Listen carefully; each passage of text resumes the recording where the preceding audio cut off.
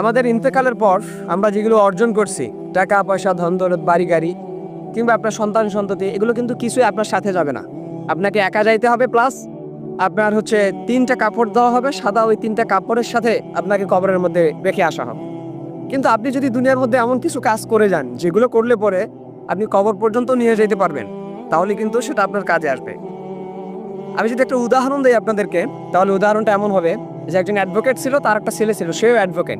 তো অ্যাডভোকেটের ইন্তেকালের পর ঢোল পিটিয়ে দেওয়া হলো সব জায়গায় যে অ্যাডভোকেট ইন্তেকাল করছে, লক্ষ লক্ষ কোটি কোটি মানুষ যখন হলো, তো সেখানে অ্যাডভোকেটের ছেলে কিছু বক্তৃতা দিয়ে থাকে না, কিছু বক্তৃতা, তো এই বক্তৃতা দিয়ে দেন হচ্ছে আপনার জানাজার নামাজ শুরু করা হলো। ইমাম সাহেব নিয়ত বাতাই দিলেন। নিয়ত বলার পর যখন জানাজার নামাজ শুরু হলো, পিছনে অ্যাডভোকেটের ছেলে, সামনে অ্যাডভোকেটের লাশ। এবার যখন ইমাম সাহেব আল্লাহু আকবার বলে জানাজার নামাজ শুরু করছে, জানাজার নামাজের মধ্যে যে সানা পড়তে হয়, দরুদ শরীফ পড়তে হয়, জানাজার নামাজের দোয়া পড়তে হয়, এগুলো তো অ্যাডভোকেটের ছেলে কিছুই জানে না। জীবনে অনেক ডিগ্রি অর্জন করছে, জীবনে অনেক সার্টিফিকেট অর্জন করছে, কিন্তু হচ্ছে এই আরবি যে কি পড়তে হয়, সামনে বাবার লাশ রেখে পিছনে ছেলে যে কি পড়বে সে এটাই জানে না। এই কথা ভাবতে ভাবতে বিকট একটা চিৎকার দিয়ে জমিনের মধ্যে পড়ে যায়। ইমাম সাহেব নামাজ ছেড়ে দিয়ে পিছনে আসে, দেখে যে কে বিকট চিৎকার দিল। পরবর্তীতে পিছনে এসে দেখতেছে যে অ্যাডভোকেটের ছেলে, সে বিকট একটা চিৎকার দিয়ে জমিনের মধ্যে পড়ে গেছে।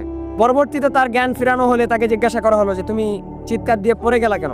সে বলল যে আমি দুনিয়ার মধ্যে এতগুলো সার্টিফিকেট অর্জন করছি, এতগুলো পড়াশোনা করছি, এত ডিগ্রি অর্জন করলাম, জ্ঞান অর্জন করলাম, কিন্তু আমার বাবার লাশ সামনে রেখে আমি যে কি পড়বো সেটাই আমি জানি না। সো এতগুলো পড়াশোনা দিয়ে কি করলাম, এতগুলো ডিগ্রি অর্জন করে কি করলাম, সার্টিফিকেট অর্জন করে কি করলাম?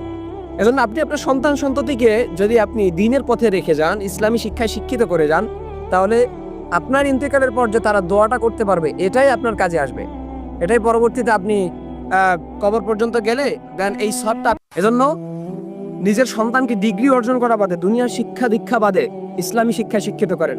একালেও লাভ পেতে পারেন, আপনি পরকালে তো লাভ পাবেন, এটা গ্যারান্টিযুক্ত 100%। এজন্য দুনিয়ার মধ্যে এমন কিছু করে যান যাতে করে আপনার কবর পর্যন্ত আমলগুলো পৌঁছতে পারে, আপনার কবর পর্যন্ত সেগুলো যায়।